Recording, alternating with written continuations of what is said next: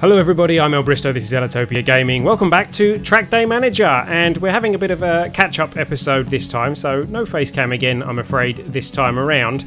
However, we are going to have a look at a few races in quick succession because I've been doing quite a few races to try and catch up in the rankings.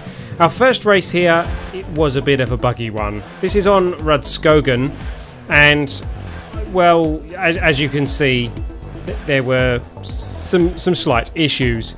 There only seems to be two cars in this race, me and one other player, so clearly the bots kind of failed to load.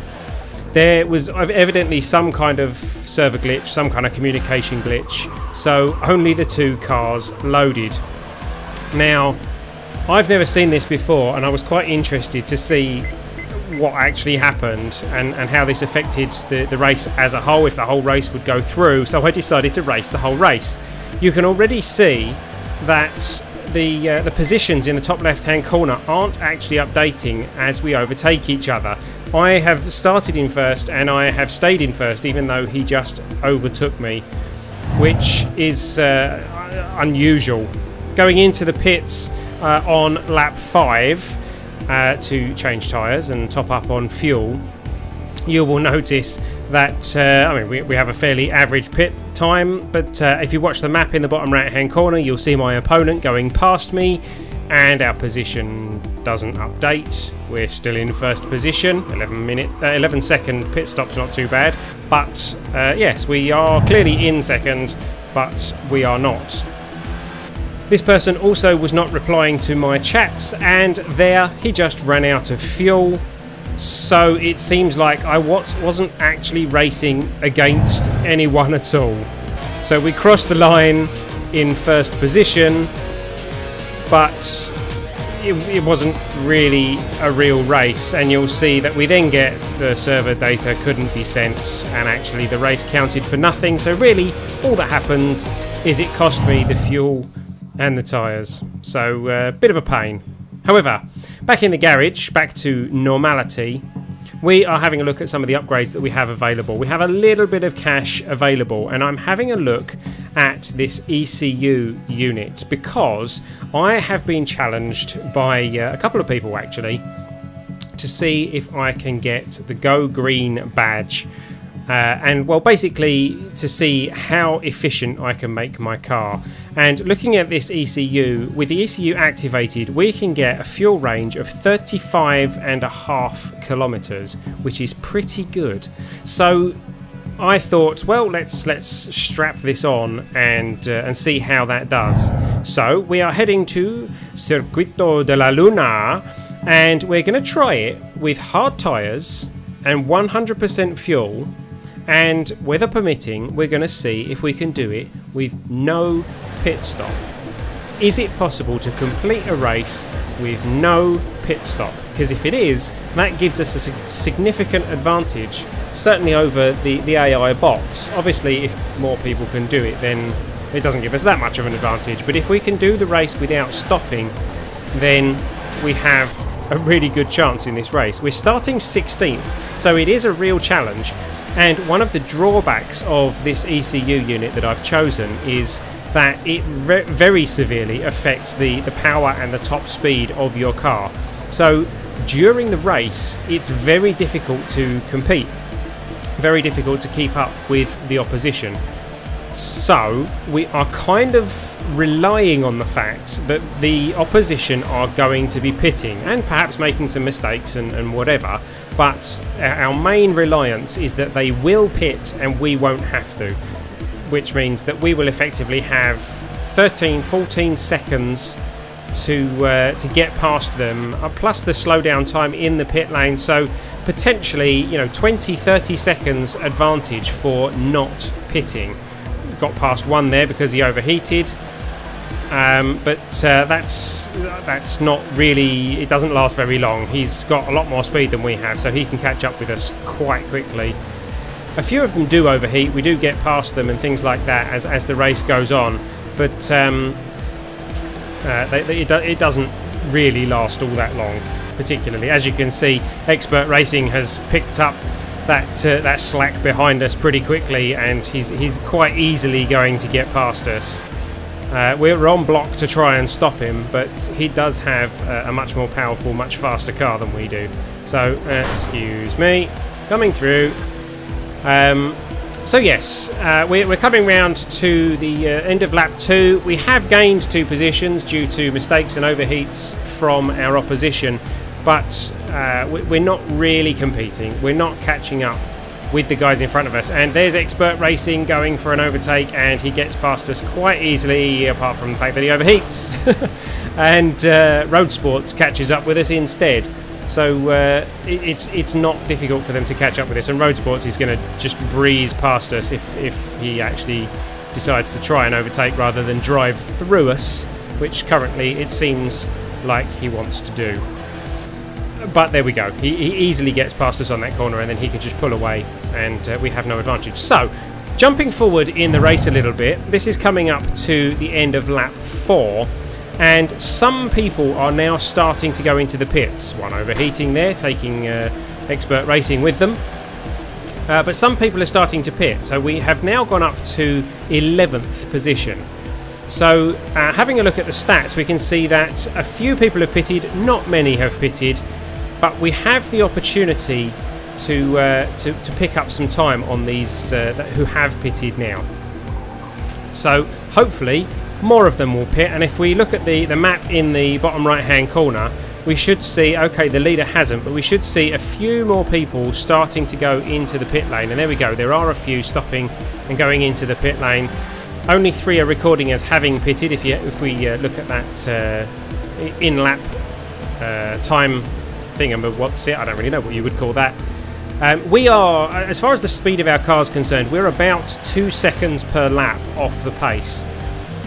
So, in theory, we do have the capability to overtake if we don't have to pit. Looking at our fuel, we have done 6 laps out of 10, and we still now have 51% fuel left. So it looks like, certainly fuel-wise, we have what it takes to finish this race without stopping. So it's going to be whether our tyres are up to the task. First position is again not pitting on this lap, so he's obviously going for a longer stint. He's obviously got a fairly fuel efficient car as well, so this is going to be tricky if they don't pit. So we're just gotta hope that they do actually pit. And Raptor VT really wanting to get past us there. Our block tactic is kind of working, but there we go, he drives past us quite easily on the straight there because he has a much more powerful car. However, going into lap 7, now in 9th position, looking at Raptor VT, we can see he only has 16% fuel left, so he is going to have to stop, and we have 41% fuel at this point, so chances are we are not going to have to stop. Particularly looking at our tyres, they are kind of only half worn, and we are on lap 7 of 10. Race leader has now pitted, as has 3rd position, 4th position, 5th position. It looks like all the people but about 1 are now pitting. So this is going to be our big opportunity. Even Raptor VT is pitting now. So how many of these can we get past? It looks like we are going to get past all of them on this lap. And going into lap 8, we are now in 2nd position. 2nd position with 34% fuel left. Our tyres still have some tread, or not tread, but you know what I mean. They still have some wear in them. 1st position, which is currently Motul Supersport, has not pitted. Are they going to pit on this lap? Yes, they are.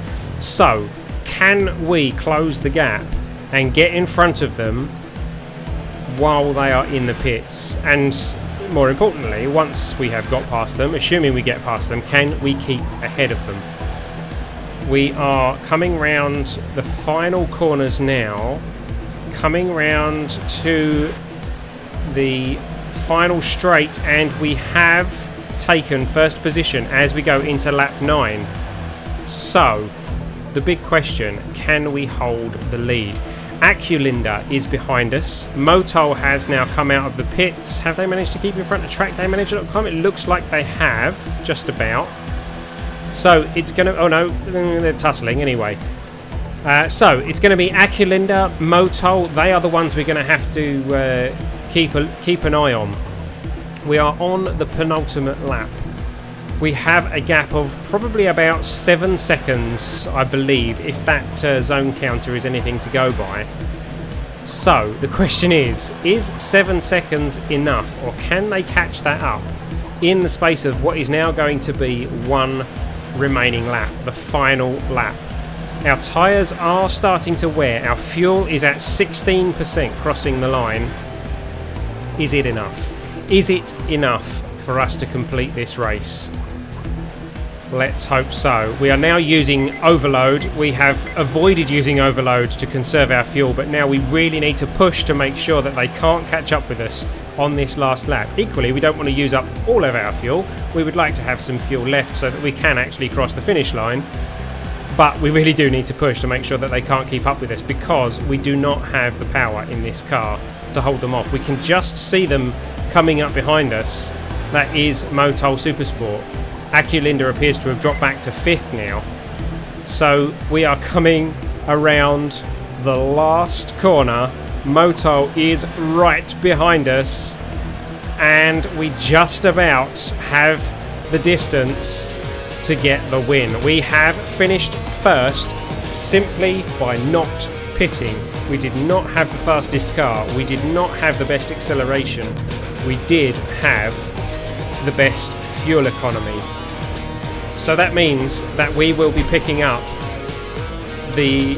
well, I assume this means we'll be picking up the Go Green badge for this race. Let's have a look, see what other badges we get. The zone badges, very unlikely. No, we did not get the zone badges. We're not going to get the best lap badge because we were not the fastest. We're not even going to get the pit lap because we didn't pit.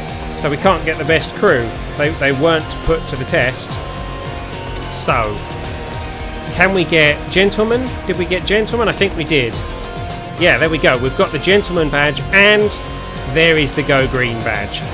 And we get some extra bonus cash from our sponsors. There we go, because we've won medals and we finished over a certain position. I think we had to finish over 11th. So there we go. That was not bad. We're going to see if that was a fluke by going straight into another race. This one is again on Rudskogen, and we are now going to begin against Dynamics Motorsport and CQR Club. Two people I don't think I've ever raced against before, but let's go into the race and see what we get. CQR and Dynamics starting at the back. We're starting in 12th on this occasion, and we're going to go for a similar tactic. We're going to see if, now racing against other players, whether this tactic works of not pitting. Can we hold our position by not pitting? Alternatively, you know, if we run into some weather issues, can our fuel efficiency, bit of a laggy race this one, can our fuel efficiency help to reduce our pit time or something like that so that we can keep a lead? Yeah, some lag issues with this one. I'm not sure who was hosting this one. It was possible that I was actually hosting this race. My connection is not the best connection in the world, so it doesn't surprise me that there is some lag. So our main goal in this, other than winning the race, is going to be to stay ahead of CQR and Dynamics, because we know we can beat the bots. The question is, can we beat other players? So Dynamics seems to be hot on our tail. CQR has overheated, so he's dropped straight to the back already. Going to the end of lap 1, we are still in 12th position. So let's jump forward a bit in the race. And we are now coming sort of halfway through lap 2. Nice little manoeuvre there to pick up some places. We haven't done anything to the car, so power-wise we still are at a disadvantage. But everyone is going into the pits now. We are running on soft tyres this time, so we are going to have to pit at some point, but we're going to push this as long as we can. Everyone's gone into the pits, so we are now at we are now at first position. I was reading the pit planner thing there as I was commentating. So we're now going to try and pit. We're going to switch our tyres. We're going to keep soft tyres. We're going to do a... no, actually, I think we're going to switch to wet tyres, yes, because the weather indicator in the bottom right shows that it is going to be raining, that's why everybody pitted. Absolutely everybody pitted, apart from the other players. So we are going to be swapping to wet tyres. Apologies for that slight misspeak there. We're going to be swapping to wet tyres, but we're not going to put in any fuel in. So we're just going to be changing the tyres, and hopefully the fuel will last us, and we will have a quick pit time, so that we don't have any time lost. So tyres are going in, or tyres are coming off rather, and the new tyres are going on, and then it's go, go, go, go, go, go, go, let's go. We have put some fuel in because we had some time. So we're back to 100% fuel, which may or may not be the best idea because of the extra weight that fuel is going to add to the car. But it is now raining. We changed our tyres just at the right time because it started raining while we were in the pits. So now it's going to come down to driver skill. Our loss of power because of our ECU is actually less of a disadvantage in the wet. Oh, by the way, nothing to see here, but by road sports. Yes, you didn't see that. Carrying on. Yes, so the wet weather is less of a disadvantage. Sorry, our ECU reducing our top speed and acceleration is less of a disadvantage in the wet weather because everyone has to drive that little bit slower. But coming into lap 10, people are starting to pit again because they are now running out of fuel because they had a pit stop a bit early. So that puts them on a two-stop strategy. Because we have the fuel efficiency, we are able to run on a one-stop strategy still. So hopefully we can last the rest of this race without having to stop again. Now, I don't know how well the wet tyres wear at this point. So it is possible that these wet tyres are going to give out on us after another 2 laps. They're over half worn at this point.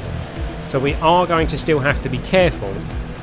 But we are in 3rd position.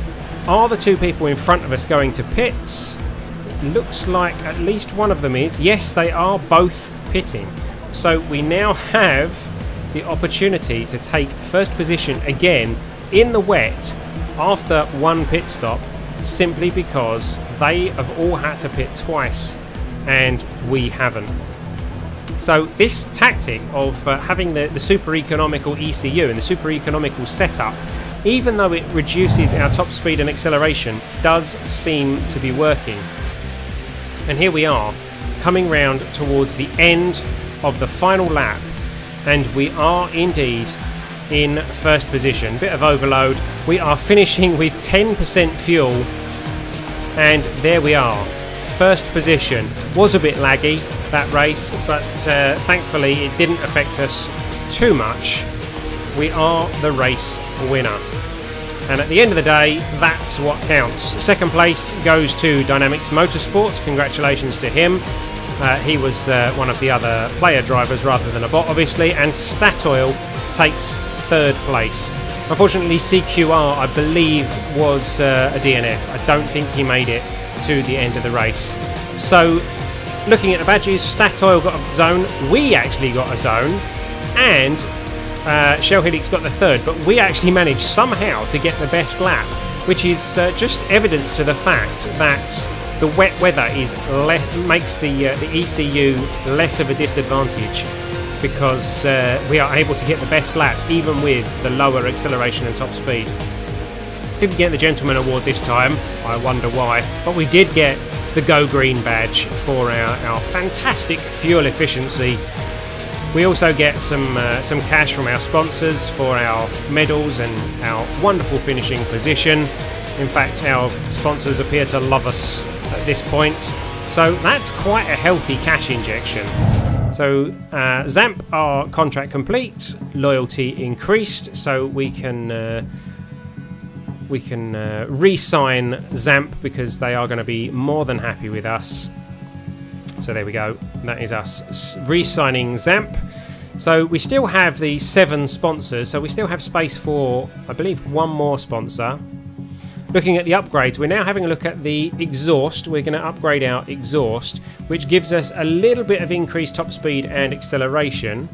at the slight sacrifice of some fuel range. We're also looking at the KERS. We're going to go for the KERS that gives us the increase in power at the expense of the amount of time that we can use the KERS.